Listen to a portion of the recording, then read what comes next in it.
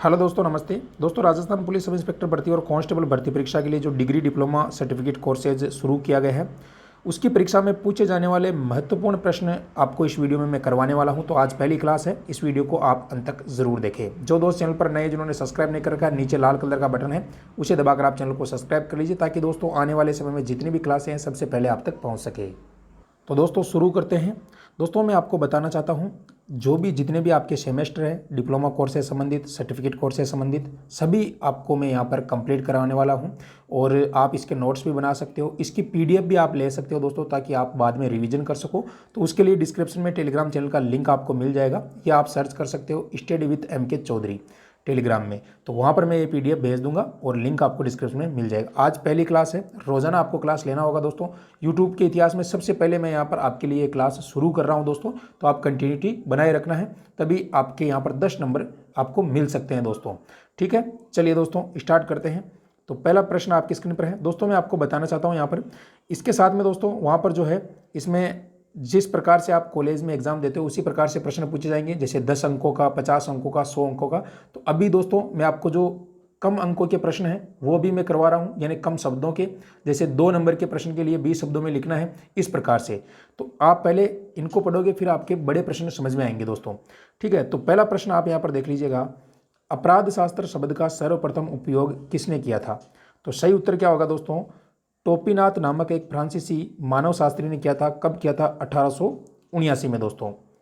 आगे बढ़ते हैं, नेक्स्ट प्रश्न है दोस्तों, अपराध शास्त्र पर पहली पुस्तक कब लिखी गई थी? तो यहाँ पर देखिएगा दोस्तों, 1920 के अंदर मरियम फार्मलीन क्रिमिनोलॉजी शीर्षक के अंतर्गत एक पुस्तक लिखी थी दोस्तों। किसने लिखी थी? मरियम फार्मलीन ने। और किसके अंतर्गत? क्रिमिनोलॉजी नाम से शीर्षक था उसका, उसमें।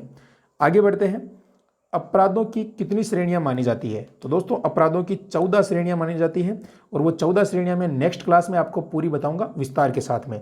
ठीक, अभी आप इनको याद कर लीजिएगा। अगर दोस्तों आप राजस्थान सब इंस्पेक्टर भर्ती परीक्षा, कांस्टेबल, रीट, पटवारी या क्रिमिनोलॉजी से संबंधित, अपराध विज्ञान से संबंधित जो भी क्लासें लेना चाहते हो, अनअकैडमी पर मैं आपके लिए फ्री क्लासें लेकर आता हूँ दोपहर 12:50 पर।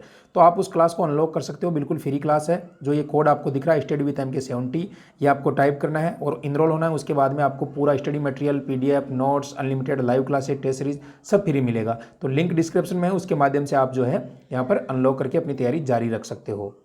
अगला प्रश्न है दोस्तों, यहाँ पर देखिएगा, अपराध शास्त्र क्या है? तो अपराध शास्त्र दोस्तों मुख्यतः 3 प्रक्रियाओं का अध्ययन करता है। उनमें कौन कौन सी प्रक्रियाएं हैं? कानून निर्माण, कानून का उल्लंघन करना, कानून उल्लंघन के प्रति प्रक्रिया। दोस्तों आप चाहे तो साथ साथ नोट्स भी बना सकते हो वीडियो को पॉज करके, या फिर आप इसकी PDF भी ले सकते हो, टेलीग्राम में आपको मिल जाएगी। अगला प्रश्न है दोस्तों, अपराध शास्त्र के विषय कौन कौन से हैं? बहुत इंपॉर्टेंट है ये भी। तो दोस्तों 3 विषय माने गए हैं, कारण, सुधार और निवारण। यानी दोस्तों जब कोई व्यक्ति अपराध करता है तो उसका क्या कारण होना चाहिए, उसके सुधार के क्या आगे जो है चांसेस बन सकते हैं, उसका निवारण कैसे होता है। ठीक है, ये तीनों। अगला प्रश्न देखिएगा, अपराध शास्त्र की कौन कौन से प्रणालियां हैं? तो ये इंपॉर्टेंट है दोस्तों। मुख्यतः 4 प्रणालियों का यहाँ पर प्रयोग हुआ है, जिसमें आप देखिएगा चारों प्रणालियां आपके सामने हैं। एक तो सांख्यिकी प्रणाली, यानी मतलब कितने उसके अपराध हैं। ठीक है, व्यक्तिगत विषय का अध्ययन, यानी खुद ने अपराध किया है व्यक्तिगत रूप से, या कोई और मिलकर उसके साथ में अपराध कर रहा है। क्षेत्रीय अनुसंधान, उसके क्षेत्र के अंदर और कितने अपराध उन्होंने किए हैं, कौन कौन से क्षेत्र के अंदर।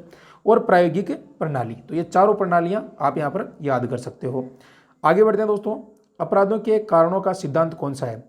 दोस्तों मैं आपको बताना चाहता हूं, आप पहली बार इस विषय को पढ़ रहे हो इसलिए थोड़ा आपको ऐसे लग सकता है, लेकिन दोस्तों मैं आपको बताना चाहता हूं, आप अगर रोजाना क्लास लोगे और मैं जो PDF वगैरह और स्टडी मटेरियल आपको भेजूंगा तो आपको याद हो जाएगा। क्योंकि दोस्तों सभी के लिए ये जो है एक कठिन विषय हो सकता है, क्योंकि सब लोग इसको पहली बार पढ़ रहे हैं। और आप मान सकते हो दोस्तों 10 नंबर यहाँ पर जो कि बहुत होते हैं, राजस्थान SI में, कांस्टेबल में 5 नंबर।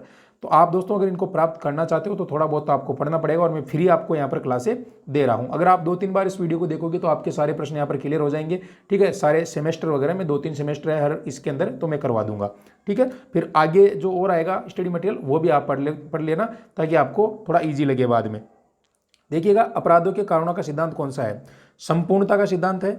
इस सिद्धांत के अंतर्गत अपराध का विश्लेषण एक अथवा अन्य कारकों के संग्रह के आधार पर न करके इसके संपूर्ण संदर्भ में अगर रूप में किया जाता है।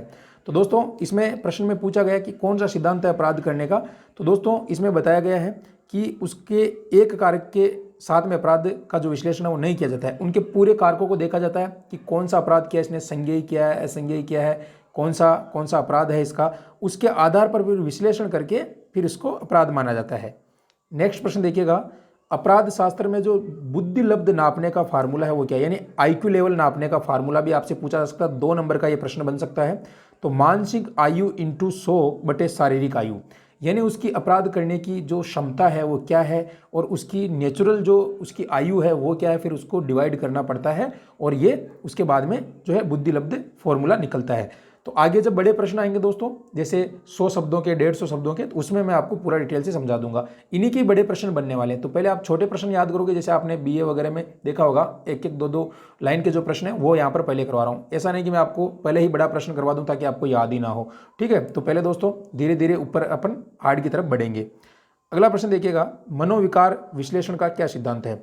तो मनोरोग विज्ञान चिकित्सा की वह शाखा है जिसका संबंध मानसिक अव्यवस्था से है। किसी का अगर मानसिक अव्यवस्था यानी मानसिक स्वास्थ्य बिगड़ जाए दोस्तों, बिगड़ जाए या मतलब जो है उसकी बुद्धि लब्ध जो है खराब हो जाए, तो वो यहाँ पर सिद्धांत उसका मनोविकार का माना जाता है। ठीक है, कि भाई वो मन से विकार, उसके मन में विकार आ चुका है बुद्धि में। अगला प्रश्न देखिएगा, कोल्ड वेलनेस समाजशास्त्रीय विचारधारा के कितने आधार दिए हैं। जो कोल्ड वेलनेस है दोस्तों ये समाजशास्त्री है, इन्होंने कितने आधार यहाँ पर बताए हैं। ठीक है, विचारधारा के अपराध शास्त्र में। तो यहाँ पर देखिएगा दोस्तों ये 8 है दोस्तों, तो देख लीजिए, ज़्यादा हार्ड नहीं है। सांस्कृतिक सामाजिक नियंत्रण, यानी एक तो दोस्तों सांस्कृतिक जो है अपराध है, सामाजिक नियंत्रण मतलब समाज में कैसा नियंत्रण होना चाहिए अपराध के प्रति, प्राथमिक एवं द्वितीयक समूह, सामाजिक की जो प्रक्रिया यानी मतलब सामाजिक के अंदर जो क्या है, सोशल समाज के अंदर जो प्रक्रिया है, सामाजिक परिवर्तन क्या हो रहा है उसके बाद में, उसके अपराध करने के बाद, और उसकी सीखने की प्रक्रिया आगे क्या है, उसकी स्थिति क्या है वर्तमान में दोस्तों, किस स्थिति से गुजर रहा है उसके बाद उसने अपराध किया है, उप संस्कार और अंतर। तो आप चाहे तो ये 8 याद रख सकते हो। ठीक है, और इसको दोबारा आप पढ़ लेना। नेक्स्ट देखिएगा दोस्तों, अब जो प्रश्न है मैंने आपको यहाँ पर बता दिए हैं लगभग। अब नेक्स्ट जो क्लास आएगी उसमें थोड़ी बड़ी क्लास रखेंगे ताकि आपको समझ में आ जाए। इस क्लास का उद्देश्य यही था कि आपको एक पता चल जाए कि किस लेवल की तैयारी करनी है और कैसे आपको तैयारी करनी है। दोस्तों मैं अभी से बता रहा हूँ, अगर आप अभी से तैयारी करोगे तो निश्चित रूप से आपको ये नंबर भी मिल जाएंगे और आपको फ्री यहाँ पर क्लासें मिल जाएगी। अभी कहीं पर भी यहाँ पर आपके लिए क्लासें नहीं चल रही है, आप सर्च कर लीजिए यूट्यूब पर, कहीं नहीं मिलेगा आपको। मैंने कई जगह से सोर्सेज लेके जो है आपके लिए प्रश्न बना रहा हूँ, अलग अलग जो बुकें हैं उनको ढूंढ के, पुराने पेपर भी मैं लेकर आऊँगा। तो चैनल को आप सब्सक्राइब कर लीजिए जिनको दोस्तों यहाँ पर रोजाना क्लास लेनी है, बिल्कुल दोस्तों फ्री के अंदर। और अनअकैडमी पर भी आप पढ़ सकते हो, वहाँ पर भी आपके लिए क्लासें शुरू कर दिए। तो आशा करता हूँ दोस्तों वीडियो बहुत अच्छा लगा होगा। PDF के लिए फिर मैं आपको बता रहा हूँ, आप टेलीग्राम चैनल जरूर ज्वाइन करिए, डिस्क्रिप्शन में उसका आपको लिंक मिल जाएगा। तो फिलहाल के लिए दोस्तों थैंक यू, धन्यवाद।